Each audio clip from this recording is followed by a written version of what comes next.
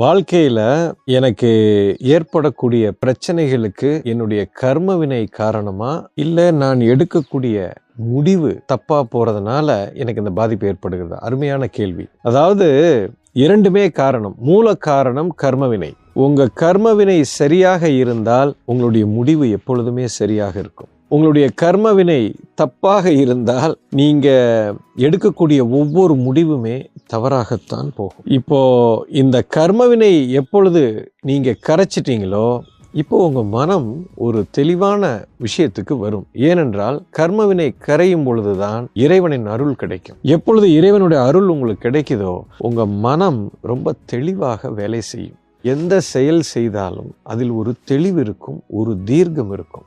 So இரண்டுக்குமே தொடர்பு இருக்கிறது. மூலம் கர்மவினை தான். புரிஞ்சிருக்கும்னு நினைக்கிறேன்.